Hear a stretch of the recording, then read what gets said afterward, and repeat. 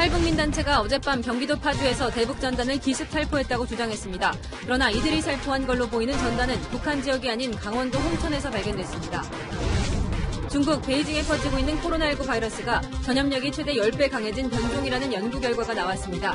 베이징 신파디 시장발 감염자는 250명에 육박하고 있습니다. 부산항에 입항한 러시아 화물선 선원들이 코로나19에 집단 감염됐습니다.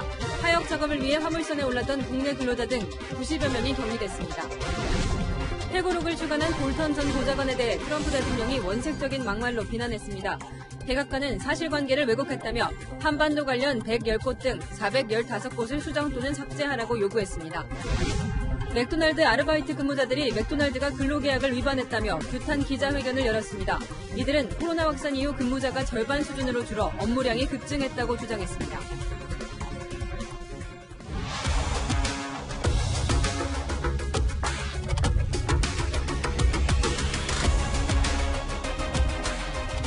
안녕하십니까. 뉴스의 동정민입니다. 이 대남 전단 살포를 예고한 북한보다 우리 민간단체가 먼저 움직였습니다. 한 탈북민 단체가 어젯밤 11시 대북 전단 50만 장을 기습적으로 날려보냈다 이렇게 주장을 했습니다. 이 군과 경찰이 경비 태세를 높였지만 이들을 막진 못한 건데요. 자, 정부는 강력 대응을 경고했지만 접경지 주민들은 북한이 보복을 할까 불안감을 호소하고 있습니다. 이 관건은 역시 북한인데요. 아직까지는 반응이 없습니다. 첫 소식 박건영 기자입니다. 풍선에 달린 현수막이 어두운 밤하늘로 올라갑니다. 탈북민 단체 자유북한 운동연합이 어젯밤 11시쯤 날렸다며 공개한 영상과 사진입니다. 단체 측이 풍선 20개에 매달아 살포했다고 주장한 대북전단은 50만 장, 대북전단 외에도 소책자 500건, 1달러짜리 지폐 2,000장, SD카드 1,000개도 넣었다고 설명했습니다. 경찰의 감시를 받고 있는 자유북한 운동연합 박상학 대표는 다른 회원 6명을 교육해 풍선을 날렸다고 주장했습니다. 어제 풍선에 주입하는 수소가스통 20개를 경찰에게 압수당하자 헬륨가스를 이용해 대북전단을 살포한 것으로 보입니다. 당초 6.25 전쟁 70주년인 25일로 예고한 전단 살포를 사흘 앞당겨 기습적으로 실행한 겁니다. 탈북민 단체가 어젯밤 대북전단을 살포한 것으로 추정되는 파주 월롱산입니다. 경찰은 실제 풍선을 살포한 사실이 있는지 산 주변을 수색하고 있습니다. 북한의 보복을 우려하는 접경지역 주민들은 불안을 호소합니다. 군사적인 행동이 조금이라도 발생할 경우에는 인접한 이 파주 시민들이 피해를 더 많이 입게 될 수도 있거든요. 그래서 반대하는 거죠. 관광객 감소 등 지역 경제에 미칠 악영향을 우려하는 목소리도 커집니다. 지난주에도 지금 한 10억 정도 매매를 하려고 했는데 여기는 불안하니까 보류가 되면서 계약이 진행이 안 됐죠. 탈북민 단체가 대북전단 추가 살포를 예고하고 있어 접경 지역에 긴장감이 감돌고 있습니다. 채널A 뉴스 박건영입니다. 그런데 이 대북 전단이 제대로 북으로 갔는지는 확실하지가 않습니다. 이 경기 파주에서 보낸 전단이 북이 아닌 남쪽 방향으로 가서 강원도 홍천에서 발견이 됐습니다. 이 정부는 여러 정황상 북으로 가지는 않은 것으로 보고 있습니다. 남영주 기자입니다. 홍천강 산기슭 나뭇가지에 대형 비닐 풍선이 걸려 있고 그 아래 현수막이 보입니다. 북한 김일성과 김정은, 김여정의 사진이 강물에 반쯤 빠져 있습니다. 구명조끼를 입은 경찰이 보트를 타고 전단을 향해 다가가 풍선과 현수막을 수거합니다. 홍천강 하류에서 풍선과 현수막이 발견된 건 오늘 오전 10시쯤. 탈북민 단체가 어젯밤 경기 파주 접경 지역에서 전단을 날렸다고 주장한 뒤 11시간 정도 지난 시각에 동남쪽으로 70km 떨어진 강원 홍천에서 발견된 겁니다. 갑자기 저 뒤편의 하늘에서 삐라 봉지 커다란 게 날라오더라고요. 삐라다라고 생각을 하고 그대로 다 경찰에 신고를 했습니다. 통일부는 대북전단 50만 장을 살포했다는 탈북민 단체의 주장에 대해 정황상 신뢰도가 낮다고 보고 있습니다. 풍향 등을 감안할 때 북측으로 날아간 전단은 없는 것으로 파악하고 있고 탈북민 단체 측이 구매한 헬륨가스는 풍선 1개에 넣을 수 있는 정도라는 겁니다. 정부는 또 홍천강에서 발견된 풍선에는 소책자와 1달러 지폐, SD카드 등도 없었다고 설명했습니다. 정부는 박상학 자유북한운동연합 대표 측이 대북전단 살포를 계속 시도하고 남북 긴장을 고조시키는 데에 대해 엄중하게 대응하겠다고 밝혔습니다. 이재명 경기도지사도 대북전단 살포단체 4곳을 사기와 자금 유용 등의 혐의로 경찰에 수사를 의뢰했습니다. 채널A 뉴스 남영주입니다. 북한도 앞서 남쪽으로 삐라 1,200만 장을 보내겠다고 했었죠. 그런데 육지가 아닌 연평도 앞바다에서 띄울 가능성이 제기됩니다. 이곳에서는 이 서풍만 불어도 수도권으로 날아가 성공 확률이 높아지기 때문인데요. 연평도에 나가 있는 취재기자 연결합니다. 자, 강병규 기자, 그러니까 북한이 이 해상에서 대남 전단을 살포할 가능성이 있다는 거죠? 네, 북한이 육지에서 대남 전단을 살포할 때는 북풍이 불어야 하는데요. 하지만 연평도 등 서해 북방개선 인근의 경우 NLL 위도상 지금 수도권 옆에 위치해 있기 때문에 서풍만 불게 되더라도 남한 내륙으로 전단을 보낼 수가 있습니다. 북풍이 불지 않을 경우 북한 경비정 호위 속에 북한 어선이나 함정이 연평도 쪽 NLL 인근에서 전단을 살포할 수 있다는 관측이 나옵니다. 현재 북한은 대남 전단 살포 준비에 속도를 내고 있는 상황인데요. 북한 정권의 기관지 민주조선은 북한 기상청이 대남 전단 살포를 위해 지형은 물론 풍향도 감시 중이라고 보도했습니다. 또 북한 주민들이 기상청에 전화를 걸어 접경지대 어느 장소가 삐라 살포를 전개하는데 가장 적중한 곳이냐고 묻는 등 문의가 빗발친다며 선전전을 펴고 있습니다. 네, 그렇다면 우리 군의 대비태세는 어떻습니까? 이 북한군이 혹시 특별하게 움직임이 있다거나 그러진 않습니까? 네, 군에서는 이미 대남 전단에 대비해서 현재 해상 경계 강화 지시가 이미 내려진 상태입니다. 하지만 북한이 NLL 이북에서 대남 전단을 살포할 경우 물리적으로 막을 방법은 없기 때문에 감시 정찰을 강화한 상태입니다. 오늘도 북한의 해안 포문이 열려 있는 것으로 알려졌는데요. 연평도 주민들과 우리 군은 북한의 도발을 예의 주시하고 있습니다. 지금까지 연평도 망향전망대에서 채널A 뉴스 강병규입니다. 이 전단과 함께 북한은 대남 확성기도 다시 준비 중이죠. 자, 비무장지대 20여 곳에 확성기를 설치하고 있다고 합니다. 파주 접경 지역 연결해 보겠습니다. 자, 유준 기자, 확성기가 설치를 한 건 확인을 했고요. 이 본격적으로 대남 방송까지 시작을 했습니까? 네, 북한 서부전선과 맞닿은 파주와 강화도 지역에서 저희가 오늘 하루 종일 북측을 살펴봤는데요. 최근 다시 설치된 대남 확성기를 확인할 수 있었습니다. 다만 아무런 소리가 들리지 않은 것으로 볼 때 아직 방송은 시작하지 않은 것으로 보입니다. 북한은 황해북도 개풍군과 파주, 철원 등 전 전선에 걸쳐 20여 곳에 대남 확성기를 다시 설치했습니다. 오늘 날씨가 흐렸던 강화 교동도 맞은편 황해도 봉화산에서는 북한 군인이 확성기를 방수포로 덮는 모습이 포착되기도 했습니다. 일단 북한의 확성기 설치는 다 끝났고 언제든 방송 가능한 상태인 것으로 군은 보고 있습니다. 네, 이 전단의 확성기까지 예고되면서 이 접경 지역에 있는 우리 주민들은 불안할 것 같기도 합니다. 어떻습니까? 네, 북한과 불과 강 하나를 사이에 두고 있는 강화군 주민들은 대남 확성기에 다시 시달릴 생각에 걱정이 앞섭니다. 직접 들어보시죠. 민방이 이제 방송할 때 확성기 크잖아요. 그 정도 그 큰 확성기 소리가 밤에도 계속 들리는 정도. 하루 종일이에요. 새벽에는 그리고 귀에다 대고 그냥 완전히 그냥 이렇게 빵빵 울리는 것 같다니까. 너무 스트레스 받아요. 지금이 참 좋았었는데 이제 또 이렇게 대남 방송을 또 한다니까 걱정이에요. 북한의 대남 방송은 오랜 기간 접경 지역 주민들을 괴롭혔는데요. 확성기가 재가동된다면 주민들은 또다시 잠 못 드는 밤을 보내게 될 것으로 보입니다. 지금까지 경기 파주에서 채널A 뉴스 유주은입니다. 이 북한이 먼저 확성기를 튼다면 이 당장 우리는 어떻게 반격할 건지가 궁금해지죠. 사실 우리 이동식 확성기는 북한 확성기보다 성능이 더 좋다고 알려져 있는데요. 하지만 이 도발의 빌미가 될 수 있어서 확성기 맞대응 문제는 간단치만은 않습니다. 우리 측 대비 상황은 황아람 기자가 보도합니다. 우리 군의 대북 확성기는 북한에 맞설 수 있는 대표적인 비대칭 전력으로 꼽힙니다. 2년 전 파문점 선언으로 철수하기 전까지 우리 군은 40여 대의 고정식 확성기를 최전방 곳곳에서 운용해왔습니다.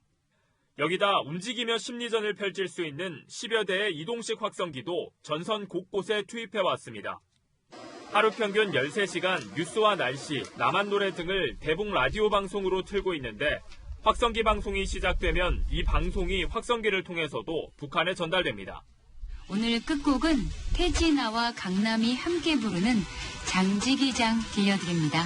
북한 동포 여러분, 안녕히 계십시오. 군은 이동식 확성기는 당장 투입할 수 있고 고정형 확성기도 금방 재설치가 가능하다고 말합니다. 저희가 정확하게 어떤 시간이 어떻게 된다는 것은 말씀드리기에 좀 제한이 되고요. 다만 어떤 상황에 대해서도 군사적 대비 태세를 갖추고 있고. 하지만 실제 맞대응 방송에는 신중한 입장입니다. 군사합의 파기 부담이 큰 데다 북한이 매번 확성기 원점 타격을 운운했던 만큼 추가 도발 빌미까지 줄 수 있기 때문입니다. 고정식이든 이동식이든 대북 심리전에 도용된 수단들은 우리의 타격 대상에서 벗어나지 못한다. 우리 군대는 빈말을 하지 않는다.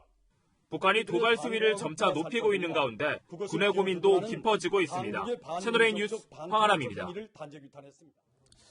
이런 가운데 미국은 군사력을 한반도 주변에 집중시키고 있습니다. 웬만한 국가의 군사력과 맞먹는 항공모함을 2척이나 전진 배치했고 핵폭격기죠. B-52도 어젯밤 또 정찰에 나섰습니다. 이 하늘과 바다에서 다 지켜보고 있다는 압박, 북한의 도발을 미리 막기 위한 겁니다. 김윤수 기자입니다. 미국의 항공모함이 한반도 주변으로 모여들고 있습니다. 미국 인도태평양 사령부에 따르면 항공모함 시어도 루스벨트호와 니미츠호가 지난 21일부터 필리핀해에서 작전 활동 중입니다. 일본 요코스카 해군기지에 있는 로널드 레이건호까지 세 척의 항모가 한반도와 남중국해 등을 관할하는 미 해군 제7함대 작전 구역에 있는 겁니다. 중국의 움직임을 경계하는 한편 북한의 도발에 대비한 선제적 군사 압박이라는 분석입니다. 필요에 따라서는 대중용이 될 수 있고 대북한용이 될 수가 있지요. 미국이 언제든지 동해로 진입을 충분히 시킬 수 있기 때문에 보통 항모 한 척에 구축함과 순양함 등이 뒤따르는 만큼 최소 20척의 미 전투함이 함께 활동합니다. 특히 각 항모에는 전폭기와 전투기, 정찰기 등이 70대 이상 배치되어 있어 그 자체만으로 웬만한 국가의 군사력 전체와 맞먹습니다. 북한을 압박할 수 있는 최적의 전력으로 평가받는 이유입니다. 이와 함께 미국의 핵 전력 자산인 B-52 폭격기도 어제 또다시 한반도 인근에 전개됐습니다. 북한이 남북 공동 연락사무소를 폭파한 이후 세 번째입니다. 또 한미 군당국은 어제 하루 이례적으로 8대의 정찰기를 동시에 띄워 대북 감시에 나섰습니다. 우리 공군의 항공 통제기인 피스아이를 비롯해 미 공군 정찰기인 리벳 조인트, 주한미군 정찰기 가드레일 6대가 동원됐습니다. 대북 정보를 분석하는 요원들도 증원된 것으로 알려졌습니다. 채널A 뉴스 김윤수입니다. 보신 것처럼 북한이 전단과 확성기를 먼저 들고 나섰죠. 심리전을 하겠다는 건데 우리도 아직은 조심스럽지만 언제든 맞대응 카드를 들고 나올 수 있습니다. 양쪽이 맞붙는다면 누가 우세할지 정치부 강은하 기자와 짚어보겠습니다. 자, 확성기부터 살펴볼게요. 이 남북 간 확성기 성능은 누가 더 우세합니까? 네, 우리의 대북 확성기 방송이 더 또렷이 멀리까지 들립니다. 이 남한의 확성기 성능이 월등히 우수하기 때문인데요. 이 북한 확성기로 소리를 틀면 4km 내에서만 소리가 들리는데 이렇게 들립니다.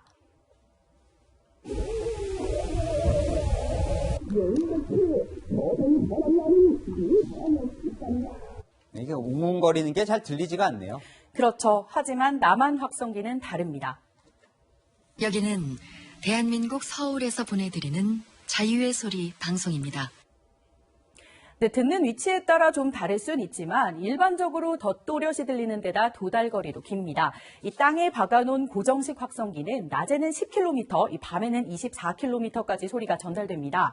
이 이동식 확성기는 말 그대로 이 군 트럭에 확성기를 싣고 다니는 건데요. 이 고정식보다 10km씩 더 멀리 전달됩니다. 차이는 바로 지향성이라는 건데 이 특정 방향, 좁은 각도로 소리를 보내서 이 도달거리는 더 길어집니다. 이 개성 시내가 접경지로부터 20km 떨어져 있어서요. 이론적으로 이 개성 이부까지 대북 방송이 전달될 수 있습니다. 북한은 이걸 막기 위해서 방송을 방해하기 위해서 펼치기도 하는데 이 북한이 가장 아파하는 게 이 대북 확성기다라는 말이 나오는 이유입니다. 그러니까 우리 확성기가 더 멀리 더 또렷하게 전달된다는 건데요. 이 확성기에 담기는 내용도 완전히 다르죠? 네, 그렇습니다. 이 북한의 방송은 체제 선전, 남한 사회 비난이 주를 이룹니다. 하지만 정보가 넘치는 남한에선 사실 새로울 게 없어 보이죠. 이 반면 대북 방송은 다릅니다. 이 폐쇄된 사회에서 통제된 북한 주민들에게 이 김정은 위원장에 대한 비판 내용은 충격적일 수밖에 없습니다. 나이 어린 김정은은 외모와 행동으로 김일성, 김정일을 따라하는 데 열중하고 있지만 분명히 한계는 있습니다. 네, 또 감성을 자극하는 우리 노래를 틀기도 하는데 이 북한군의 정신적 무장해제를 시키곤 합니다. 자, 확성기는 살펴봤고요. 그러면 삐라로 불리는 전단을 남북이 서로 보낸다면 어떤 효과가 납니까? 네, 보시면 왼쪽이 북한이 남한으로 날리겠다는 삐라입니다. 그리고 오른쪽이 바로 탈북자 단체들이 북한으로 날리는 삐라인데요. 이 북한이 날리는 삐라 보시기에 어떠신가요? 많이 충격적이신가요? 이 개방된 사회 대한민국에서 이 대통령을 비판하는 건 사실 딱히 새로울 게 없어 보입니다. 하지만 남한에서 보내는 삐라 내용은요. 확성기 방송과 마찬가지로 이 정보가 완전히 차단된 북한 주민에겐 충격적일 수밖에 없을 겁니다. 이렇게 따져보면요. 자, 심리적으로 맞붙을 경우 북한이 얻는 것보다 잃는 게 더 많아 보이는데 이 대체 북한은 왜 먼저 도발을 했을까요? 네, 이러는 이유 두 가지 정도로 요약해 볼 수 있습니다. 첫 번째, 북한에겐 삐라와 대남 방송뿐. 현재 북한이 할 수 있는 게 이것뿐일 수 있다는 겁니다. 이 남북 관계나 북미 관계를 완전히 파탄으로 만들 게 아니고 뭔가를 얻어내기 위한 위협이라면 여지는 남겨놔야겠죠. 이 무력 도발된 북한에게도 이 타격이 있을 만한 도발은요. 지금 단계에선 사실 의도적으로 피하고 있다. 이렇게 분석해 볼 수 있습니다. 두 번째, 반격 카드 마땅찮은 상황 고려. 이 도발의 효과는 이때 우리가 맞대응하기 어려운 걸 골랐다 이렇게 볼 수 있습니다. 이 확성기 맞불 방송은 이 군사 합의를 완전히 깨는 일이라서요. 이 청와대가 쉽게 결정하지 못할 가능성이 있고 이 대북전단 살포는 이미 세계 단속을 시작한 데다 이 법까지 만들어 막겠다고 한 만큼요. 이 역시 맞대응은 없을 거다 이런 판단을 하는 것으로 보입니다. 하지만 사정은 언제든지 바뀔 수 있습니다. 이 정도 도발로 얻을 수 있는 게 없다면 북한이 도발 수위를 더 높일 수 있고요. 그럴 경우 우리 정부도 그냥 맞고만 있을 순 없을 겁니다. 네, 우리 정부도 국내 여론을 살피지 않을 수 없다는 점을 북한이 알았으면 좋겠습니다. 지금까지 정치부 강은하 기자였습니다. 먹기만 했는데 살이 빠졌다는 다이어트 제품의 생생한 후기글 읽다 보면 사고 싶어지죠. 실제 구매한 사람들이 쓴 후기인 줄 알았는데 유통 판매업체 직원들이 쓴 가짜 체험기였습니다. 이렇게 소비자를 현혹한 업체들이 적발됐습니다. 김단비 기자입니다. 다이어트 식품을 판매하는 업체 사무실입니다. 컴퓨터 파일을 열었더니 주부들의 체험기가 등장합니다.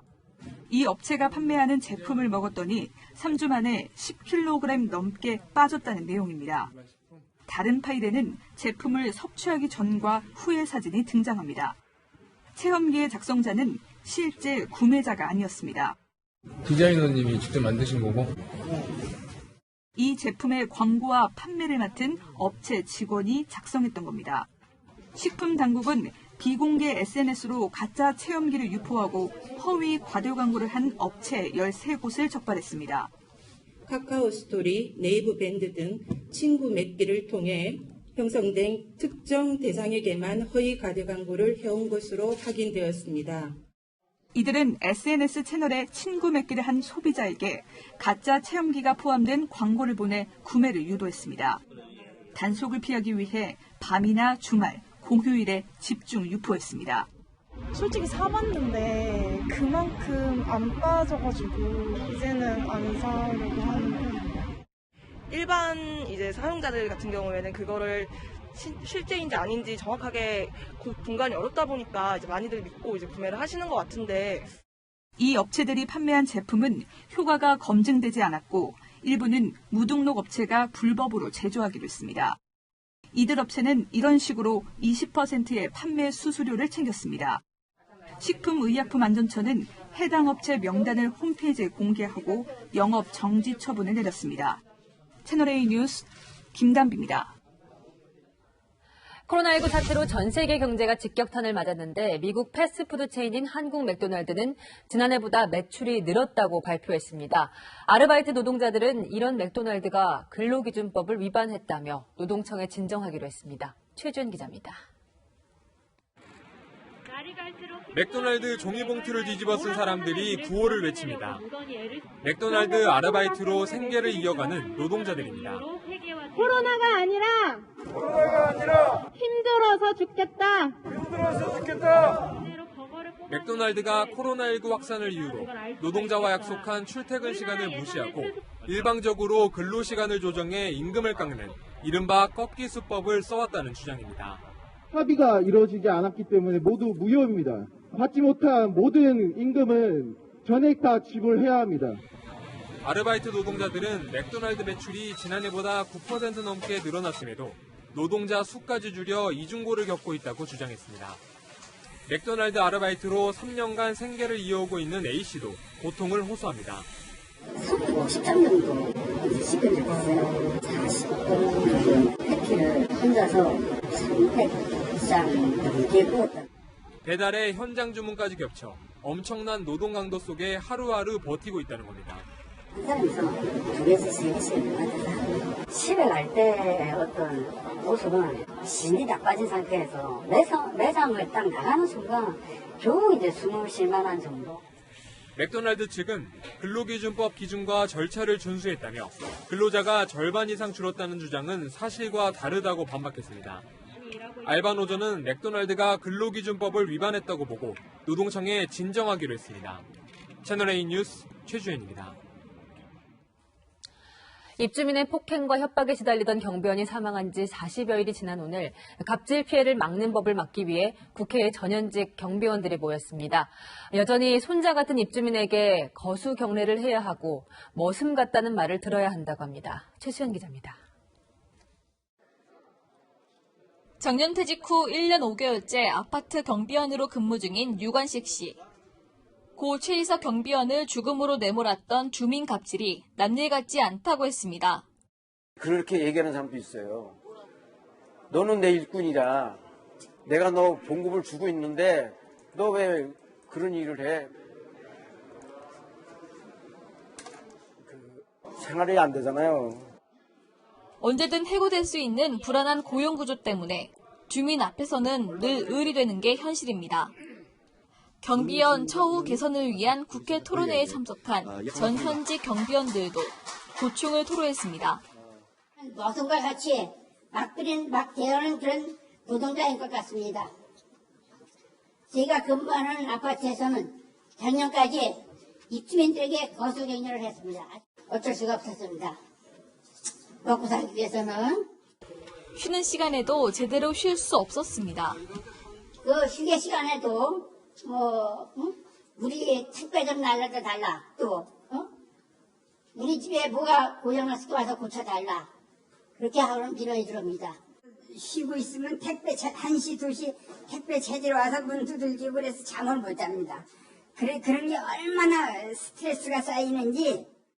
지난해 4월 기준 경비원의 평균 월급은 204만 8천 원으로 조사됐습니다. 하지만 최저임금도 받지 못하는 경비원도 전체 30% 정도나 됐습니다. 민주당은 경비원 처우 개선을 위한 법 제정에 나서겠다고 밝혔습니다. 채널A 뉴스 최수연입니다. 오늘 새벽 경기도 가평에 있는 단독주택에서 불이 나 노부부와 장남 등 일가족 3명이 숨졌습니다. 불이 꺼진 뒤 흉기를 들고 나타난 막내 아들을 경찰에 붙잡혔습니다. 서채리 기자입니다. 시뻘건 불길이 건물 전체를 삼켜버렸습니다. 타오르는 불길과 함께 연기 기둥이 하늘로 올라갑니다. 경기 가평군에 있는 단독주택에서 불이 난 건 오늘 오전 1시 10분쯤. 확 터지는 소리가 났어. 나서 그 바람에 깜짝 일어나 나오니까 이미 집에 불이 다 붙은 거야. 이 나무 기둥만이 확 쳐서 올라오는 거야, 불길이. 그래서 겁나가지고 오는지에다 신고했대. 불길은 1시간 10분 만에 잡혔지만 집안에선 80대 남성과 60대 여성 부부와 부부의 장남인 50대 남성이 숨진 채 발견됐습니다. 일가족 3명이 숨진 채 발견된 집 앞입니다. 건물 전체가 불타버려 마치 폭격을 맞은 듯 폭삭 주저앉아 버렸습니다. 경찰은 불이 꺼진 뒤 화재 현장 인근에 나타난 흉기를 든 남성을 발견했습니다. 숨진 채 발견된 노부부의 막내 아들이었습니다. 본인이 이제 집안 벽 곳곳에 불을 질러서 모두 죽였다고 이제 이미 진술을 했거든요. 현장에서 그렇게 말씀을 하신 겁니다. 하지만 경찰 관계자는 정신질환이 있는 막내 아들이 조사를 하기 힘들 만큼 횡설수설해 일단 정신병원에 입원시켰다고 말했습니다. 집안에서 발견된 시신들에선 외상의 흔적은 발견되지 않았습니다. 경찰은 방화 가능성도 있다고 보고 시신 부검과 화재 현장 감식을 통해 정확한 사건 경위를 조사할 예정입니다. 채널A 뉴스 서채리입니다.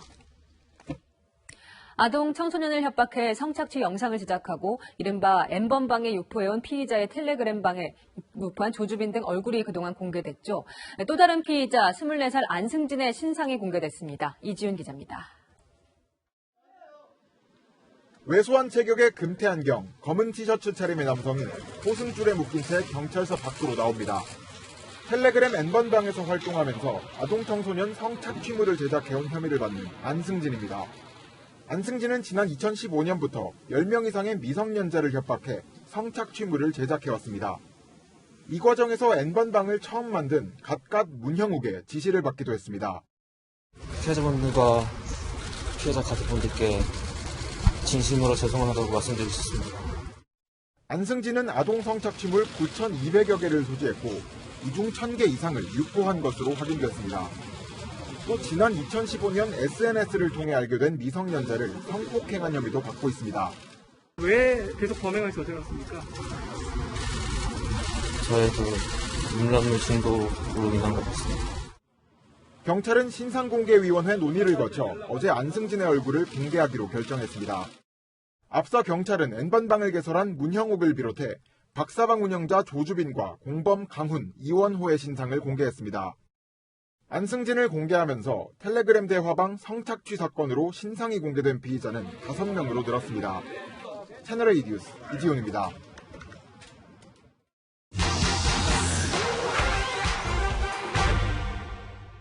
북한 괴뢰가 한국 지폐를 붙인 불온 전단 등을 대량으로 날려보내오고 있다고 밝혔습니다. 불온 선전물이라며 신고를 독려했던 이 대남 전단. 북한의 예고처럼 날아온다면 따져봐야 할 문제 더 있습니다. 깨진 지붕 위에 대남 전단이 가득하죠. 한 시민이 전단 풍선이 지붕에서 폭발했는데 보상받을 길이 없다는 글을 3년 전 온라인에 올린 건데요. 북한에서 보낸 대남 전단으로 인한 피해 보상 받을 수 있는 건지 따져보겠습니다.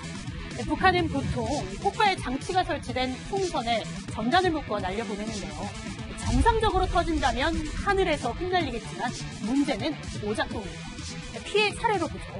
SUV 차량 지붕이 엿가락처럼 휘고 아예 구멍까지 났습니다. 2016년 대남 전단이 차량에 떨어진 건데요. 350만 원의 수리비, 일단 보험 처리는 가능했습니다. 당시 차주는 자차 보험으로 차량을 고치고 보험사는 수리 보상 비용을 손실 처리했습니다. 문제는 시설물 피해나 인명사고가 났을 때입니다. 2016년 수원의 한 빌라 옥상, 대남 전단 수만 장이 떨어져 물탱크가 파손됐죠. 추운 날씨에 물이 어는 등 피해 걱정에 지자체가 300만 원 수리비를 대신 부담했지만 임시 방편이었는데요. 일부에선 정부 차원의 보상은 안 되냐는 질문이 있는데 대남 전단의 시설물, 인명피해를 입더라도 정부 보상은 어렵습니다. 정부나 지자체의 그 기금을 이용해서 이제 이 부분에 대해서 지원을 하기에는 지금 법적 공백이 있는 상태입니다. 북한에 의한 민간 피해에 대해 정부 등의 재정 지원은 현행 민방위 기본법상 전시나 사변 또는 이에 준하는 비상사태일 때만 가능하기 때문인데요. 2016년 정부는 전시 상황이 아니어도 북한 전단 등에 의한 국민 피해를 보상해주는 법안을 입법 예고했지만 국회 문턱을 넘지는 못했습니다. 이 밖에도 궁금한 사항 팩트맨에 제보 부탁드립니다. 이상 팩트맨입니다. 부산항에 들어온 러시아 국적 화물선 코로나 집단 감염이 주변으로 퍼지고 있습니다. 이 선원 16명이 감염돼 부산 의료원으로 옮겨졌는데 그 옆에 있던 배에서도 확진자가 나온 겁니다. 이 밀접 접촉자가 100명에 육박하는데 마스크도 제대로 쓰지 않았다고 합니다. 배유미 기자입니다. 마스크를 쓴 사람들이 배에서 내려 버스에 오릅니다. 방호복을 입은 대원들이 이들이 지나간 자리를 꼼꼼히 소독합니다. 코로나19 확진 판정을 받은 러시아 선원들이 병원으로 이송되는 겁니다. 무더기 감염이 발생한 러시아 냉동 화물선입니다. 이 배 선원 21명 가운데 16명이 코로나19에 감염됐습니다. 해당 선박은 지난 16일 러시아 블라디보스톡을 출발해 그제 오전 부산 감천항으로 들어왔습니다. 출발하기 앞서 이 선박 선장이 발열 증세로 배에서 내린 뒤 확진 판정을 받았는데 방역당국은 선장으로부터 집단 감염이 시작된 것으로 보고 있습니다. 선원들은 바로 옆에 정박한 같은 선사 소속 선박과도 왕래했는데 이 선박에서도 선원 1명이 확진 판정을 받았습니다. 방역당국은 하역 근로자와 도선사, 통역관 등 176명에 대해 검사를 벌이고 있습니다. 밀접 접촉자로 분류된 92명은 자가격리됐습니다. 하역 작업 당시 러시아 선원과 항만 근로자들은 마스크를 제대로 쓰지 않은 것으로 조사됐습니다. 냉동실에서 업무를 해야 되기 때문에 마스크를 하면은 습기가 차서 바로 얼기 때문에 도저히 마스크를 착용할 수 없는 환경이라고 합니다. 이번 집단 감염 때문에 정부는 감천항 1부도와 3부도를 오는 26일까지 잠정 폐쇄하기로 했습니다. 채널A 뉴스 배윤입니다. 이렇게 허술할 수 있을까요? 이 러시아는 세계에서 3번째로 코로나19 확진자가 많은 국가입니다. 그런데 러시아 선원이 3명이나 열이 났는데도 검역을 제대로 받지 않고 하역 작업에 참여했습니다. 이어서 공국진 기자입니다. 러시아 국적의 냉동 화물선이 부산 감천항에 입항한 것은 지난 21일 오전 8시쯤입니다. 앞서 이 배의 선장은 코로나19 증상 때문에 블라디보스토크에서 교체됐습니다. 우리 검역당국에 이 사실을 알린 건 러시아 당국이 아니라 국내 해운 대리점이었습니다. 시점도 항구에 입항한 지 하루가 지난 22일이었습니다. 검역당국이 고열 증상을 보이는 선원 3명을 확인했지만 이미 하역 작업이 시작돼 176명의 접촉자가 발생한 뒤였습니다. 국제보건 규칙에 따라 배에서 내린 사람 중 확진자가 나오면 행성지 국가에 알려야 하는데 러시아 측이 이를 지키지 않은 겁니다. 고열 환자가 3명이 있었음에도 불구하고 이러한 부분이 제대로 신고되거나 밝혀지지 않음에 따라서 검역당국의 허술한 조치도 도마 위에 올랐습니다. 해당 선박은 서류를 심사하는 전자검역을 거쳐 검역증을 받았습니다. 러시아는 현재 코로나 감염자가 세계에서 3번째로 많은 국가인데도 검역관이 배에 올라타 승선 검역을 받아야 하는 관리 지역에서 빠져 있었습니다. 만약에 승선 검역을 해가지고 했다 그러면은 그렇게 볼 수는 있지만은 입국자가 일단 없고 증상이 없다고 신고가 되면은 검역당국은 해당 선사를 검역법에 따라 조치하기로 하고 러시아에서 들어오는 모든 선박에 대해 승선 검역을 벌이기로 했습니다. 러시아 측의 통보 누락에 허술한 서류 검역이 더해지면서 사태를 키웠다는 지적이 나오고 있습니다. 채널A 뉴스 공진입니다. 중국 베이징 시장에서 다시 퍼지기 시작한 코로나 바이러스가 전염력이 10배 강해진 변종이라는 연구 결과가 나왔습니다. 베이징시는 무증상 감염자를 찾기 위해 택배기사 등 200만 명에 대한 전수검사에 돌입했습니다. 베이징 성혜란 특파원이 보도합니다. 음식 배달원들이 핵산 검사를 받기 위해 길게 줄을 늘어서 있습니다.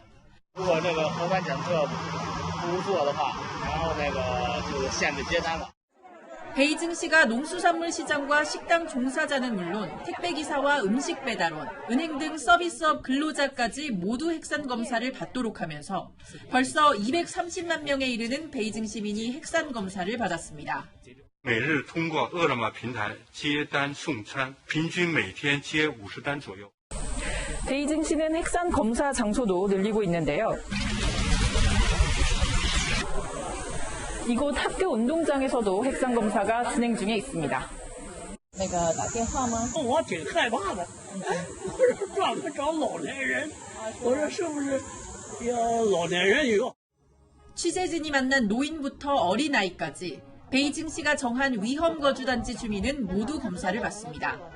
중국의 고3 학생들도 반드시 핵산 검사를 받아야 다음 달로 예정된 대학 입학 시험을 치를 수 있습니다. 한 자릿수로 내려갔던 베이징시의 코로나19 확진자 수는 어제 다시 두 자릿수로 늘어 250명에 육박합니다. 특히 이번 베이징발 코로나 바이러스의 경우 초기 형태에서 변이가 이루어져 전염력이 최대 10배까지 강해졌다는 연구도 나왔습니다. 또 중국 당국이 확진자 집계에 포함하지 않는 무증상자가 경증 환자보다 더 오랜 기간 바이러스를 퍼뜨릴 수 있다는 논문도 발표되면서 불안은 가중되고 있습니다. 베이징에서 채널A 뉴스 성혜란입니다. 전 세계에서 코로나 봉쇄령이 속속 해제되면서 각국의 확진자 수가 다시 늘고 있습니다. 독일에선 봉쇄령에 불만을 품은 사람들이 폭동을 일으켰습니다. 정한희 기자입니다. 늦은 밤 시민들이 경찰차에 돌을 던집니다. 경찰차 창문이 박살나자 환호합니다.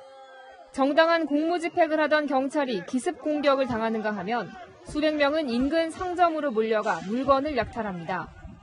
Unmittelbarer Nähe, sage ich jetzt mal, passiert in Stuttgart. Das ist schon sehr krass und auch beängstigend, weil 무법천지 폭동이 벌어진 곳은 독일 남서부의 슈투트가르트로 이에 앞서 괴팅겐에서도 단체 격리된 아파트 주민들이 경찰에게 돌을 던졌습니다. 현지 언론은 길어진 코로나19 통제 조치에 사람들의 불만이 누적된 것이 경찰에 대한 폭력으로 표출하고 있다고 분석했습니다. Ich hoffe jetzt, dass die Täter vollständig ermittelt werden, denn Strafen sind immer noch das beste präventive Mittel. 독일, 스위스, 오스트리아 등에서 이벤트업에 종사하는 사람들은 도시를 빨간 빛으로 물들이고 있습니다. 콘서트와 축제 등이 전면 중단되자 생존을 위해 시위를 벌인 겁니다. 전 세계 코로나19 누적 확진자가 900만 명을 넘어선 가운데 절반 이상은 유럽과 미국에서 발생했습니다. 그러나 최다 감염국인 미국의 해변과 수영장에는 인파가 붐빕니다. Oh, we're having fun, not worrying about it, and enjoying the weather. You catch it anywhere. 전문가들은 미국에서 코로나19가 산불처럼 번지고 있다며 2차 대유행에 대한 우려의 목소리를 냈습니다. 채널A 뉴스 정한입니다. 트럼프 대통령의 외교 비사를 폭로한 볼턴 전 보좌관의 회고록 연일 파문을 일으키고 있습니다. 트럼프가 정부를 가족 회사처럼 운영했다며 딸 이방카 부부의 월권도 폭로했습니다. 어떤 내용인지 박수유 기자가 보도합니다. 이런 데서 박하를 만나게 될 줄 생각 못했습니다. 지난해 판문점 회동 당시 주요 현장마다 아버지와 함께한 트럼프 대통령의 딸 이방카 보좌관과 사위 쿠슈너. 경의하는 최고령도 자동직께서는 이반카 트럼프 미 대통령 보좌관 미국 측 수행원들과 인사를 나누셨습니다. Come up, Mike. And you know who else I have? Has anyone ever heard of Ivanka? What a beautiful couple. Beauty and the Beast. 판문점 회동 전 청와대에서 열린 한미 정상회담 당시에는 부부는 주요 장관, 백악관 참모들과 함께 참석했습니다. 볼턴 전 보좌관은 회고록에서 당시 트럼프 대통령이 문 대통령 발언 도중 부부를 들어오라고 지시해 많은 사람들을 당황케 했다고 주장했습니다. 볼턴은 백악관 선임 고문이라는 애매한 직책을 가진 이 부부가 온갖 외교 문제에 개입했다고도 했습니다. 국무장관을 놔두고 쿠슈너가 무슨 자격으로 외국 장관과 전화 통화를 했느냐고 비서실장이 항의하자 트럼프 대통령이 본인이 시킨 거라고 큰 소리로 맞받았다는 일화도 소개했습니다. Who held the most power in the White House? It varied from time to time, but I think the sustained answer to that question over time is Jared Kushner. 회고록 출간을 하루 앞두고 트럼프 대통령은 볼턴을 향해 원색적인 독서를 퍼부었습니다. 백악관은 회고록 400여 곳의 수정과 삭제를 요구했습니다. 한반도 관련 사안 110곳도 포함됐습니다. 볼턴은 한국 어젠다가 미국의 어젠다는 아니라는 문장에는 항상을 추가하는 등 일부 요구는 수용했습니다. 그러나 문 대통령을 한국인으로 바꿔달라는 등 상당수는 수용하지 않았습니다. 현지 언론은 회고록이 비핵화 협상의 민낯을 드러냈지만 내용을 걸러서 볼 필요성이 있다고 강조했습니다. 채널A 뉴스 박수희입니다. 앞으로 스마트폰 하나만 있으면 자동차 키를 갖고 다니지 않아도 될 것 같습니다. 차 문에 갖다 대면 문이 열리고 시동까지 걸 수 있는 스마트폰이 공개됐습니다. 미국 실리콘밸리에서 윤수민 특파원이 보도합니다. 운전석 문 손잡이에 스마트폰을 갖다 대니 차 문이 열리고 탑승한 뒤 충전 패드에 폰을 올려두면 시동이 걸립니다. 애플이 새로 선보인 아이폰의 디지털 키 기능입니다. 다른 사람이 본인의 차를 운전할 때도 이 자동차 키나 휴대폰을 건넬 필요가 없는데요. 앱을 통해서 가족, 친구들과 간편하게 디지털 키를 공유할 수 있습니다. 상점에서 결제할 때 쓰는 근거리 무선 통신 기술을 이용해 자동차 열쇠 기능을 만든 겁니다. So you'll be able to leave your iPhone in your bag or pocket and still securely unlock and start your car. 코로나 시대에 맞춤형 기능도 탑재했습니다. 애플워치는 손 씻는 시간을 자동 감지합니다. You'll see a countdown along with haptics and sounds to make sure you wash as long as you're supposed to. 이에 맞서 삼성전자도 건강관리 기능을 대폭 강화한 갤럭시 워치 3를 이르면 다음 달 공개합니다. 심박수와 혈압, 심정도를 정확하게 측정할 수 있습니다. 삼성은 이를 위해 지난 4월 세계 최초로 보건당국 허가까지 취득했습니다. 중국의 화웨이는 폰을 구매하면 스마트워치를 무료로 제공하는 공격적인 마케팅을 벌이는 등 전 세계 소비자들을 사로잡기 위한 경쟁이 더욱 치열해지고 있습니다. 미국 실리콘밸리에서 채널A 뉴스 윤수입니다. 코로나19가 재확산되는 중에 대학들이 기말고사 기간에 들어갔습니다. 온라인 시험에서 또 집단 부정행위가 적발돼서 논란이고 대면 시험을 치르는 대학도 시끄럽긴 마찬가지입니다. 오늘은 대학생들 이야기를 듣고 왔습니다.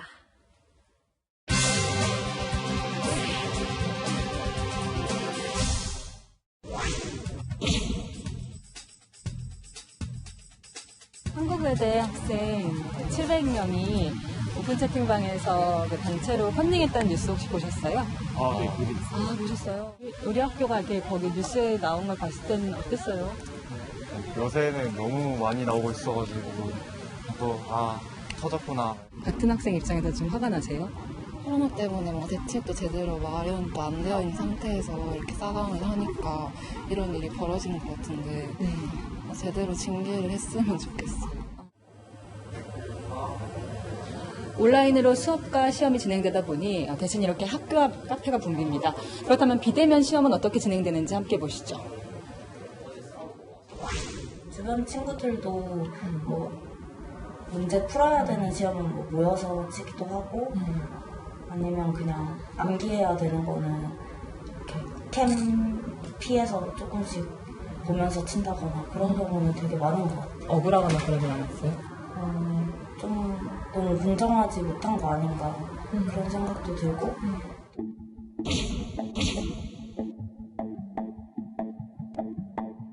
이 휴대전화는 이건 왜 여기다 놓는 거예요? 이 카메라를 통해서 노트 화면을 비추고 저의 손을 이렇게 비추는 거예요. 그러니까 손이 항상 여기 나와야 되는 거예요? 네. 손만 나온다고 다른데 이렇게 펀딩 할 수 있는 거를 못 보는 건 아니잖아요. 네. 이런 부정행위 우려 때문에 대면 시험을 선택한 대학도 시끄럽긴 마찬가지입니다. 학교에서 대면 시험을 진행하던 중에 유증상자가 발생했습니다. 유증상자가 같은 시험을 봤던 해당 과목의 학생들은 학교 측으로부터 등교 중지 통보를 받았고 대면 시험으로 보셨어요? 네, 대면 안 봤어요. 거리가 2m라고 일단 1m 50 이상은 뛰어야 되는 걸로 아는데 그것도 지켜지지 않고 그냥 예전이랑 똑같이 한 줄 띄우고 이제 이렇게 양쪽으로 보듯이 똑같이 했거든요. 언제까지 코로나19의 캠퍼스를 빼앗겨야 할지 모르는 상황입니다. 학생들이 제대로 배우고 평가받을 수 있는 대책이 시급합니다. 휴가철을 앞두고 특급 호텔의 희비가 지역별로 갈리고 있습니다. 제주 지역 호텔은 성수기 하룻밤 가격이 90만 원까지 치솟았는데요. 반면 서울 지역 호텔은 방이 텅텅 비어 대박 세일에 나서고 있습니다. 안건우 기자입니다. 제주 중문 지역을 대표하는 신라호텔. 코로나19가 기승을 부리던 3월까지는 패키지 할인이 한창이었지만 지금은 달라졌습니다. 일부 상품은 8월 성수기 가격이 1박에 90만 원대에 육박해 해외 휴양지 풀빌라에 맞먹습니다. 제주의 또 다른 특급 호텔인 롯데호텔도 마찬가지. 코로나19로 제주가 신혼여행지로 다시 뜨면서 반값도 치솟은 겁니다. 호텔들 같은 경우에는 예전 수준의 수요 자체는 이제 올라왔기 때문에 굳이 그렇게까지 할인할 필요가 없어. 반면 공실률이 90%에 달하는 서울 호텔들은 할인 경쟁 중입니다. 서울역 맞은편의 4성급 호텔. 최근 홈쇼핑을 통해 이틀 한정으로 내놓은 파격적인 할인 패키지가 완판됐습니다. 패키지 상품이 나왔던 방입니다. 서울 한복판에 있어서 방 안에서 이렇게 남산타워가 가까이 보이거든요. 하룻밤 6만 원대에 묵을 수 있습니다. 10월 4일 전이라면 아무 때나 가능한데요. 평소에 절반 가까이 할인된 금액입니다. 7, 8월 그리고 9월 말에 있는 추석을 타겟팅으로 해서 상품 출시했었고요. 주말만큼은 저희가 이번 홈쇼핑 판매로 인해서 작년 같은 만실에 이르는 숫자를 기록할 것으로 예상하고 있습니다. 앞서 인터컨티넨탈 서울 코엑스는 특급 호텔 가운데 처음으로 홈쇼핑에 1박 12만 원대 반값 할인 패키지를 선보였습니다. 이에 질세라 롯데호텔이 자사 중저가 호텔 숙박권 수천 장을 홈쇼핑에 풀었고 어제부턴 정상가의 60%까지 할인하는 특급 호텔의 패키지까지 내놨습니다. 다른 특급 호텔들도 속속 동참할 기세여서 서울 특급 호텔의 할인 전쟁은 당분간 이어질 전망입니다. 채널A 뉴스 안건우입니다.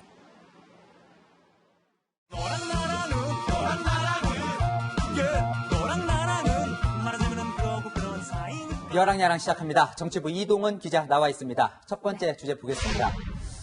조국 전 법무부 장관 얼굴이 오랜만에 보이는데 지금 재판이 한창 진행 중인 걸로 알고 있는데요. 이 즐거운 나들이 이건 무슨 말입니까?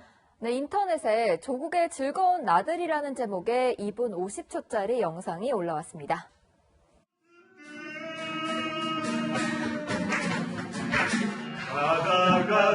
가다가 지치면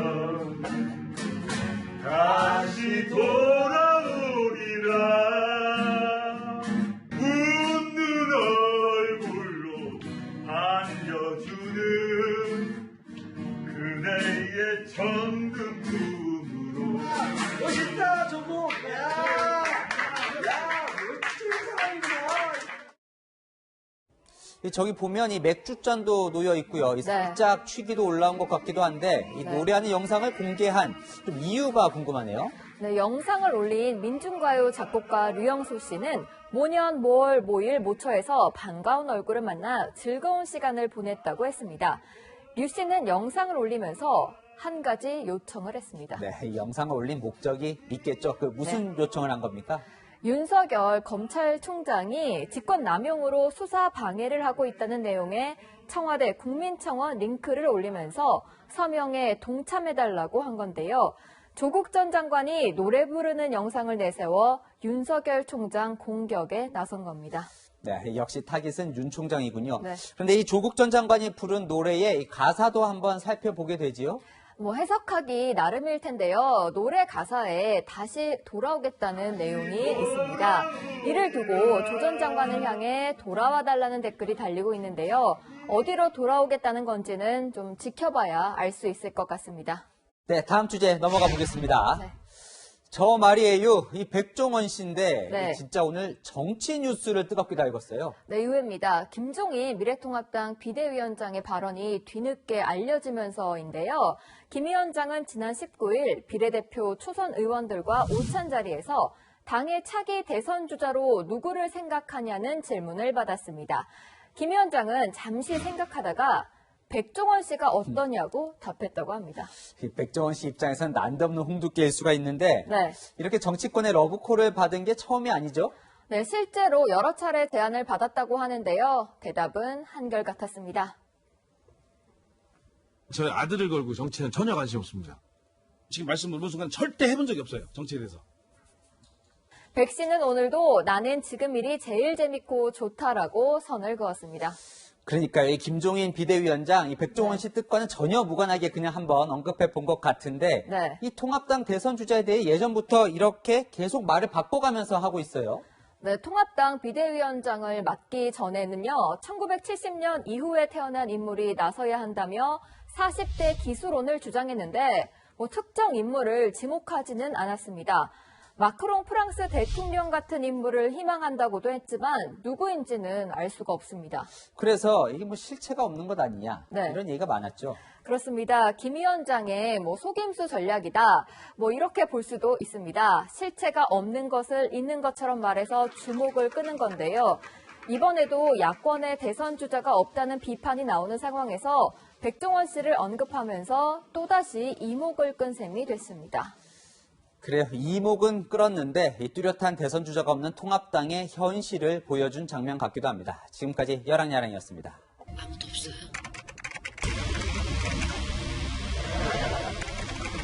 올 여름에는 한국형 좀비 영화들이 잇따라 개봉합니다. 코로나19로 고통받는 현실과 영화 속 재난의 모습이 어쩐지 닮아 있어서 공감을 자아냅니다. 이현용 기자가 보도합니다. 우리 진짜 살 수 있을까요? 꼭 살아요. 우리 같이 살자고. 예매율 60%를 달리는 영화 살아있다. 좀비가 들끓는 아파트에 고립된 주인공이 생존을 위해 고군분투합니다. 내가 집에서 지내던 모습과 좀 비슷한 느낌들도 보여지네. 이런 공감들을 가져가 주실 수 있지 않을까. 4년 전 K-좀비 열풍을 일으켰던 부산행의 속편 반도도 다음 달 개봉합니다. 미쳤어? 거기 떠들어간다고? 가까스로 탈출했던 주인공이 임무 수행을 위해 다시 폐허가 된 한반도에 돌아오는 이야기입니다. 부산행이라는 영화가 있었기 때문에 오히려 좀 든든한 건 있었어요. 대규모 세트와 특수 효과가 볼거리. 올해 칸 영화제에 공식 초청됐습니다. 예기치 못하는 재난을 겪고 있는 분들에게 희망적인 메시지를 전달해 주기를 하는 마음으로 사실은 영화를 만들었습니다. 관객들은 호기심을 드러냅니다. IT 기술이랑 그런 좀비, 한국형 좀비랑 결합을 해서 어떤 시너지 효과를 낼지 궁금하고요. 코로나 블루 우울증을 좀 호소하기도 했었는데 그것이 만약에 극한의 상황으로 간다면 얼마나 괴로울지. 좀비 바이러스를 소재로 한 재난 영화들이 코로나 시대를 맞은 관객들의 기대를 모으지만 변수는 역시 코로나19입니다. 살아있다는 220만 명, 반도는 해외 판매를 고려해도 250만 명 이상 봐야 수익을 낼 수 있는데 코로나 이후엔 보기 힘든 수치입니다. 대중적 관심이 높은 두 영화가 코로나 시대의 극장가의 흥행 시험대 역할을 할 것으로 전망됩니다. 채널A 뉴스 이현웅입니다.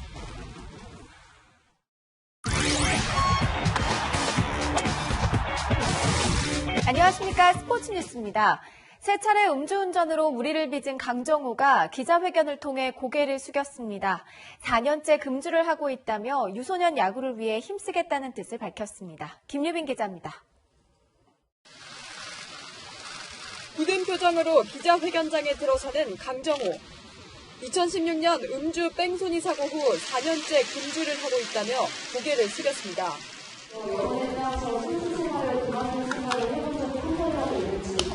제가 생각해도 저는 정말 자격이 없다고 많이 생각을 했습니다. 미리 들어와 했어야 됐는데 징계 수위가 좀 늦어진 점도 있고 코로나 때문에 좀 이렇게 늦어진 점. 첫 해 연봉 전액을 음주운전 피해자들에게 줬는데 꼭 기부를 하고 보기 싫어할 수 있을 거라고 생각합니다. 어린 아이들이 더 큰 무대에 나갈 수 있도록 정말 최선을 다해서 노력하겠습니다. 40분 가까이 공식 회견을 마친 강정호는 후련하게 자리를 떠났지만 죄송 말씀은 다 하셨고요. 네, 다 이해한 것 같습니다. 감사합니다. 팬들의 여론은 여전히 싸늘합니다. 국내 복귀를 위한 뒤늦은 사과라는 시선에다 야구 재능 기부도 의문부호가 붙습니다. 유소년을 이제 가르치겠다라고 하겠지만 긍정적인 부분을 주진 않을 것 같은. 원소속팀 키움의 고민은 더 깊어집니다. 강정호와 바로 계약해 내년부터 뛰게 할지, 구단의 추가 징계는 얼마나 해야 할지, 차라리 FA로 풀어줄지 셈법이 복잡합니다. 최근 메이저리그 올스타 출신 유격수인 러셀을 영입한 만큼 기존의 풍부한 내야진에 강정호의 영입이 절실하지 않을 수도 있습니다. 처음부터 저희는 계속 레아를 같이 보고 있었어요. 강정호 선수랑은 전혀 상관없는 거죠. 키움은 이번 주 강정호 영입 문제를 결론질 방침입니다. 채널A 뉴스 김유빈입니다.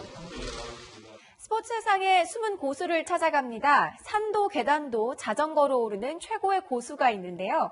자전거 바퀴로 병뚜껑까지 딴다고 합니다. 염정원 기자입니다. 험한 산길을 자전거로 쏜살같이 내려오는 이 사람. 산악자전거 국가대표 출신 권진욱입니다. 돌과 바위가 많은 거친 길도, 급경사도, 거침없이 오르며 해발 900m까지 올라온 고수. 갑자기 가파른 계단을 오르더니 거침없이 내려옵니다. 하산 때도 일부러 험로를 택합니다. 큰 산악자전거의 매력은 그냥 너무 자유로움이에요. 기본기를 정식적으로 배워서 타면 이 요령들이 생겨가지고 그렇게 큰 부상은 안 생겨요. 진짜 고수의 면모는 지금부터입니다. 슈퍼맨이 된 듯 안장에 엎드려 자전거를 타고 자전거 뒷바퀴로 병뚜껑을 조준해 정확히 땁니다. 이 산악 레이싱 환경에서 사용하는 기술들이나 이런 트릭들을 그냥 살짝 응용해서 이렇게 하다 보니까 자연과 하나가 되는 스포츠인 만큼 자연 보호에 대한 깨달음은 더 커집니다. 나무 한 그루 베어내지도 않고 그냥 자연 있는 그대로에 달리는 스포츠거든요. 많은 시도에서 입산 통제를 많이 하세요. 참 안타깝네요. 후배 양성이 가장 큰 목표라는 권진욱은 오늘도 아찔한 산과 계단을 자전거로 질주합니다. 채널A 뉴스 염정원입니다. 내일부터 전국이 본격적인 장마철에 접어듭니다. 비는 내일 오전 6시 서울 등 서쪽 지방부터 시작하고요. 비구름대가 점차 동쪽으로 이동하면서 오후 3시 무렵부터는 전국으로 확대되겠습니다. 이틀간 영동 북부와 제주 남부, 산지 많은 곳에는 120mm 이상이 쏟아지겠고요. 서울 등 중부와 경북 북부, 남해안과 지리산 부근에도 30에서 80mm의 큰 비가 예상되고 있습니다. 특히 내일 오후부터 모레 새벽 사이는 장마전선을 따라서 유입되는 따뜻하고 습한 공기의 영향으로 강원 영동 북부와 남해안, 제주 지역에 시간당 30mm의 세찬 비가 돌풍과 벼락을 동반해 쏟아지겠습니다. 이번 비는 목요일 밤에는 대부분 그치겠습니다. 비가 내리면서 기온이 큰 폭으로 내려가 더위가 한결 잠잠해질 텐데요. 내일 한낮에 서울은 24도로 오늘보다는 7도나 내려가고요. 대구도 27도에 머물겠습니다. 한동안 장마전선은 남북을 오르내리면서 영향을 주겠습니다. 일요일부터 다음 주 수요일 사이에는 장맛비가 또 한 차례 전국을 적시겠습니다. 날씨였습니다. 전라도 사투리를 쓰는 푸른 눈의 이방인들, 소록도에서는 특별한 할머니들입니다. 1960년대 꽃다운 20대의 소록도에 온 마리안느와 마가렛은 43년 동안 한센인들을 치료하고 가족이 되줬습니다. 맨손으로 그 코를 막 그 상처에다 냄새를 맡아요. 누가 그 양반들을 좋아 안 하시겠어요. 하지만 소록도에 묻히겠다던 그녀들이 홀연히 떠났습니다. 몸이 아파지자 폐가 될 수 없다며 고국 오스트리아로 돌아간 겁니다. 이 소록도 할매 천사들이 내년 노벨 평화상 후보가 될 것 같습니다. 국제간호사협회도 추천해 주기로 했는데 이미 서명자가 100만 명을 넘었습니다. 이 할매 천사들은 상도 싫다고 합니다. 상도 받고 뭐도 하고 이렇게 이거 안 원해요. 그래서 안 가요. 마음속을 보고 싶어요. 마음속으로. 할매 천사들이 소록도를 떠나면서 남긴 이 말, 우리 모두를 위한 기도처럼 들리네요. 내일도 뉴스데이입니다.